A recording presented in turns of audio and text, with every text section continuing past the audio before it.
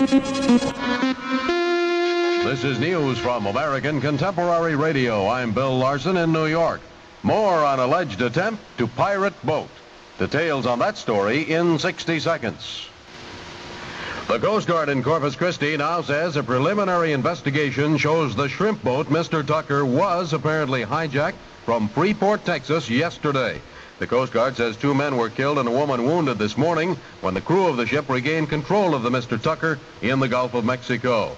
In Albuquerque, New Mexico, police say 2 robbers held a bank officer and his family hostage overnight, then made off with roughly $38,000 from a branch of the bank. Albuquerque police say none of the Grant Donnie family was hurt. Police in Canada are looking for more suspects in connection with that bank robbery in Windsor, Ontario, Saturday. 5 suspects were arrested in Toronto this morning, and police say they recovered a large amount of money. In Windsor, Police Chief Gordon Preston says this about the 5 people arrested. They are all Toronto criminals and have been there for quite some time and are well known to the police departments, not only in Toronto but throughout Ontario.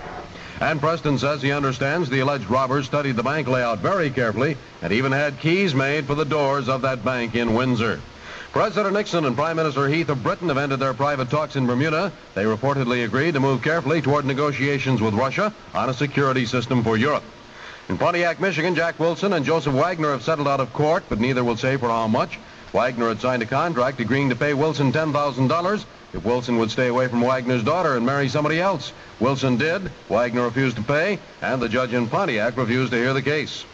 Here in New York this morning, the editor of a new women's magazine called Ms., that's M.S., talked about why her magazine came into being. Gloria Steinem says, I felt the need very much, and a lot of other women writers did, as well as women readers, because the other women's magazines tend to address women as roles, as wives and mothers and cooks.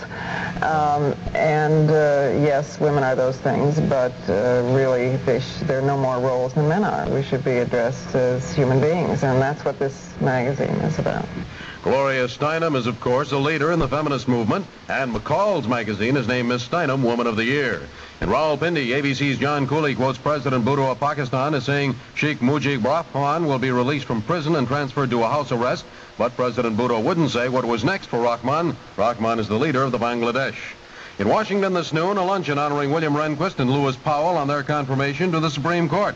Attorney General John Mitchell said this about Powell. Well before his name was forwarded to be considered for a Supreme Court nomination, I had the opportunity of paying him the ultimate public compliment that I could possibly give. Lou, I quoted you in a speech. So now you can readily understand how I feel about Lou Powell. Attorney General John Mitchell in Washington. And that's the report from Washington, making contemporary news. Take the guesswork out of your holiday feast with a Butterball turkey from Grand Union. These plump, flavorful birds give you a new dimension in tenderness. The secret is in the basting juices deep inside each Butterball, which bubble and baste through the entire turkey as it cooks. Treat your family to a new perfection in tenderness and juiciness. Hurry to your nearest Grand Union for America's favorite bird, deep-basted Butterball turkeys.